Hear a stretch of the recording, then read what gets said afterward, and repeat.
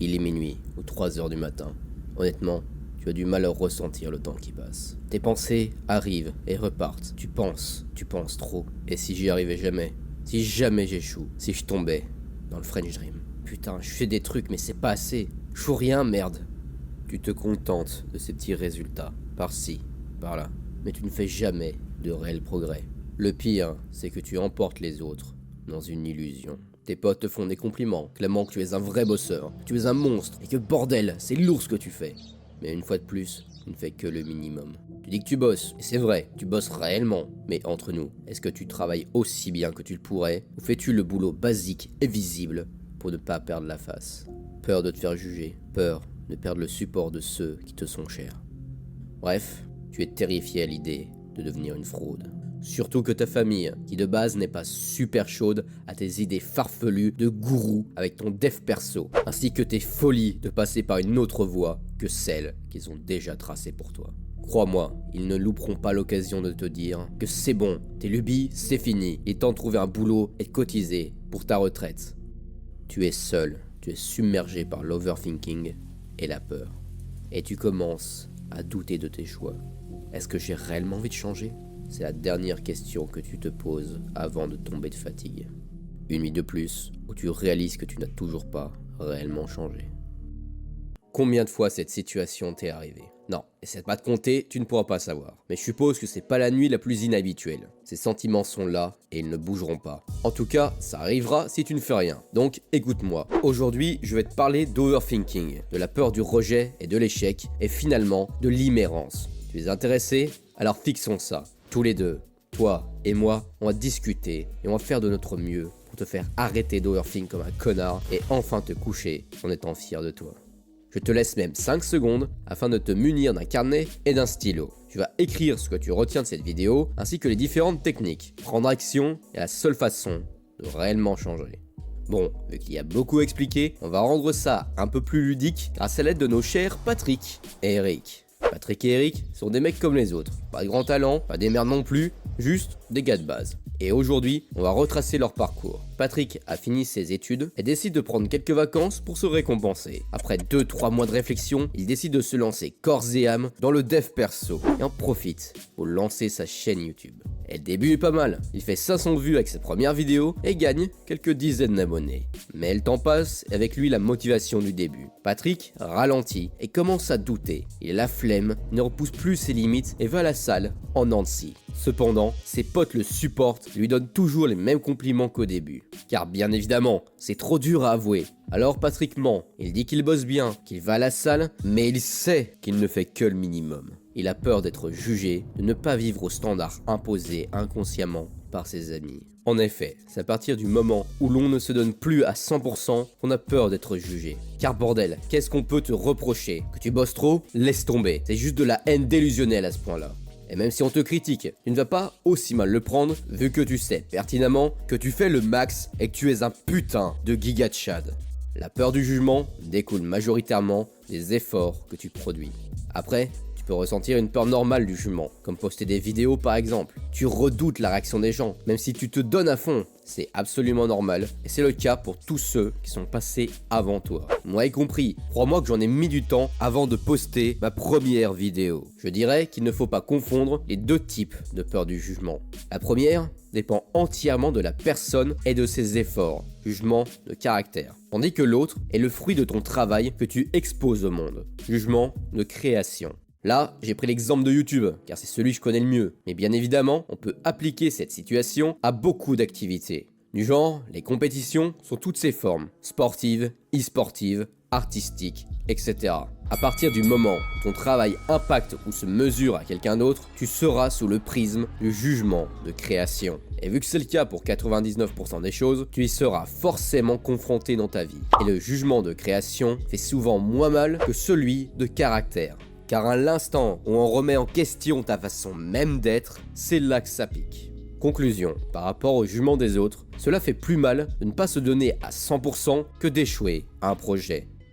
Patrick continue de vivre sa vie en se limitant par flemme et en se noyant dans la gratification instantanée. Par moments, il retomba même complètement dans des habitudes toxiques qu'il avait bien limitées.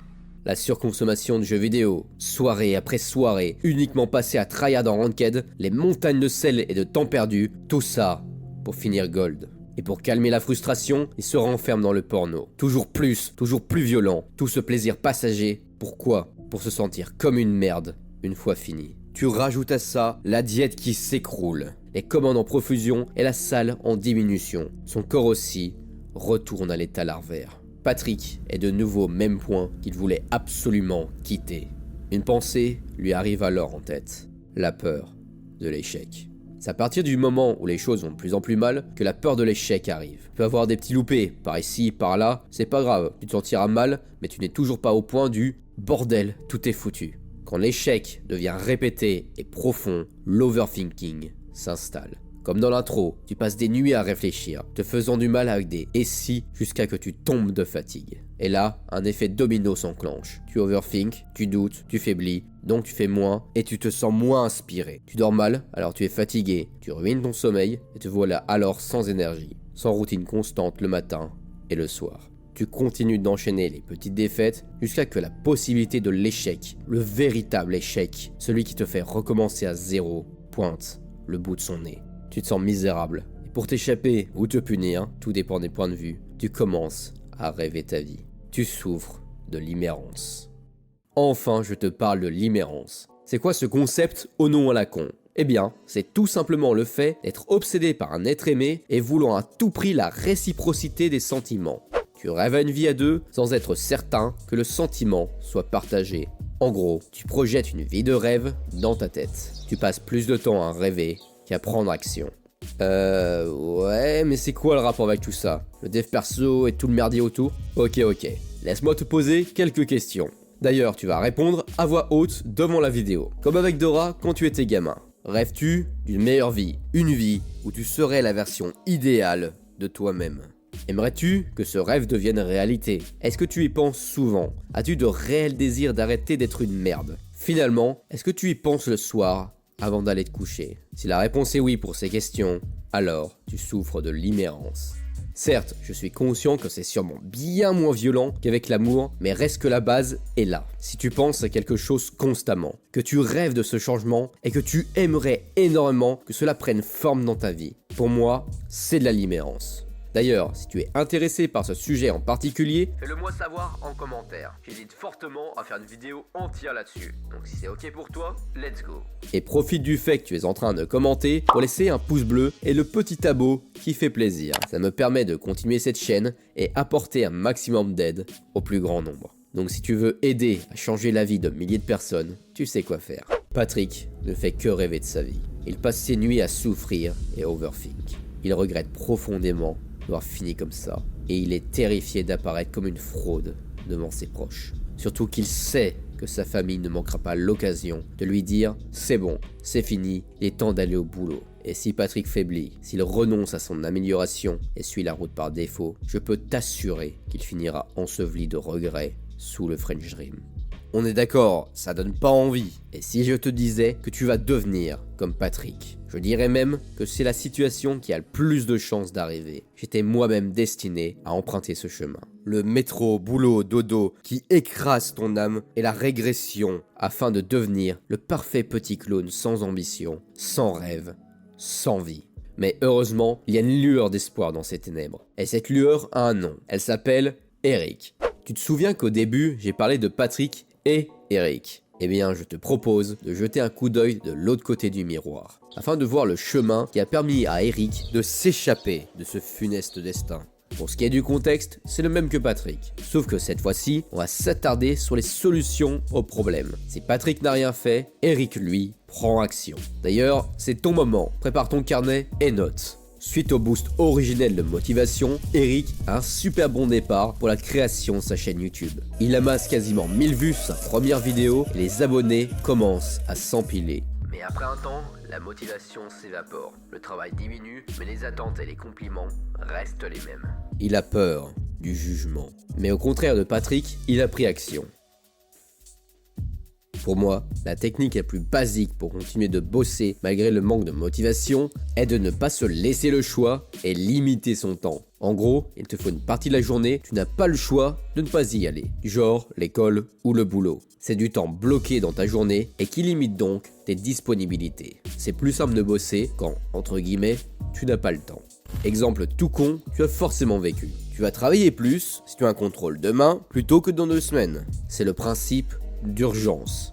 Plus l'activité est proche, moins tu as le temps, plus tu vas te bouger pour le faire. Perso, je travaille mieux sur la chaîne quand je suis en mi-temps qu'à temps plein. Simplement car maintenant, je n'ai pas la possibilité de me dire « Ouais, ça va, y a le temps ». C'est-à-dire procrastiner comme un gros con. Donc numéro 1, limite ton temps en trouvant un boulot ou pour la majorité je pense, aller à l'école. Surtout que limiter ton temps te permettra aussi de couper tes distractions. Et qui dit moins de distractions, dit plus de concentration et de productivité. Alors, numéro 2, limiter les distractions. Rien qu'avec ces 2 techniques, tu devrais améliorer ta productivité et limiter les impacts de la perte de motivation. Bien sûr, il y a 1001 autres techniques qui fonctionnent, mais la vidéo serait bien trop longue. Donc si tu es intéressé par ce genre de technique pour augmenter ta productivité, tu peux rejoindre la confrérie de l'ébène via le Patreon. On parlera en tête-à-tête de ta situation et on trouvera des techniques personnalisées afin de l'améliorer. Eric réussit à tenir le coup et continue sa progression. Certes, il avance moins qu'au début, mais il n'a plus peur de passer pour une fraude et est fier du travail qu'il accomplit. Cependant, il reste que certains soirs, il overthink. Il a peur de complètement retomber dans ses travers. Il est terrifié du French Dream. Mais il ne laissera pas ses pensées le dominer et lui dicter comment vivre. Il va prendre conseil chez son ange. T'inquiète, je ne vais pas te parler de religion pour le moment. On va parler d'ange comme une représentation de la version idéale de toi-même. À chaque fois que tu t'apprêtes à faire quelque chose dans ta journée, pense à ton ange. Serait-il déçu si tu fais ça ou serait-il fier? Et c'est tout. C'est tout con comme méthode. Mais se donner un temps de pause, de réflexion, un moment où tu donnes les pour et les contre est extrêmement puissant. Je ne pourrais même pas compter le nombre de fois que mon ange m'a sauvé de mauvais choix et m'a inspiré dans les bons. Avec cette technique, tu vas simplement creuser au fond de toi et faire ressortir le bon choix que tu connais déjà. Car bordel, tu sais pertinemment que faire X truc est bien ou mal. Et tu ne fais genre pas savoir ou d'oublier afin de t'excuser de ta médiocrité. Donc, numéro 3, écoute ton ange. Il te mènera sur le bon chemin. Finalement, on va conclure par le numéro 4, écrire. Écrire est très puissant contre l'overthinking et te donne une super façon d'organiser tes idées et t'évite de dévier de ton parcours. Tous les soirs avant d'aller te coucher, tu vas écrire. Tu vas écrire tout ce qu'il te passe par la tête. Et je dis bien tout. Si tu penses à une pomme, écris pomme. C'est une façon de se vider l'esprit et de se préparer pour la nuit. D'ailleurs, je te conseille d'utiliser cette méthode à chaque fois que tu es perdu de façon générale. En combinaison avec l'ange, ça te donne à la fois une vue longue, moyen terme avec l'écriture et une vue court terme sur le moment avec la technique de l'ange pour affronter les tentations du quotidien. D'ailleurs, pour ceux qui sont déjà tombés et retombés dans leur vice, je vous mets à disposition un guide gratuit de la confrérie de l'ébène sur le principe des rechutes et comment faire pour les affronter afin de les surpasser. Je remercie profondément Cropper pour son travail sur ce guide. Le lien est dans la description.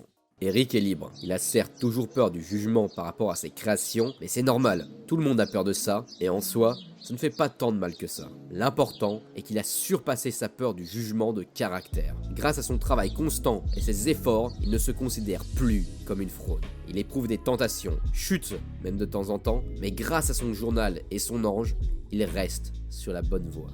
Il est fier, accompli, et il sait pertinemment que s'il continue comme ça, il deviendra enfin la version idéale de lui-même. La différence entre Patrick et Eric, le French Dream et l'accomplissement, sont les petits efforts du quotidien et le rappel constant du chemin qu'il doit emprunter. Cette vidéo est une lettre à mon moi du passé. Toutes les erreurs, je les ai commises. J'ai tellement chuté que je connais le fond de chaque ravin. Ça va être dur de changer, et tu vas échouer. Mais l'important est de se relever. L'important est d'avoir espoir et cette vision d'un futur meilleur. Donc relève-toi, tiens-toi droit et fier, la tête haute, et sois prêt à affronter tes démons. C'est à partir de maintenant que tu changes. Chaque jour, chaque décision est un pas vers la lumière ou les ténèbres. Suis ton ange, relis tes écrits et structure ta pensée. Ne te laisse pas le temps et bosse. C'est la seule façon vers un avenir loin de la médiocrité et de l'éternelle boucle du French Dream. Promets-moi de changer. Promets-toi de changer. Je te conseille même de laisser une trace écrite de cette promesse. Écris en commentaire, je promets de changer, afin d'inspirer les autres et te donner une bonne pression. Allez, relis bien tes notes, prends action, change pour le meilleur, et n'oublie pas, pour aujourd'hui comme pour demain, Dream on. Je profite de cette fin de vidéo pour faire une petite pub à un membre du Discord qui vient de publier son premier recueil de poèmes. Honnêtement, c'est vraiment pas mal. J'aime tout particulièrement les descriptions faites de la nature. Donc si vous appréciez ce genre de recueil, je vous laisse checker le lien dans la description.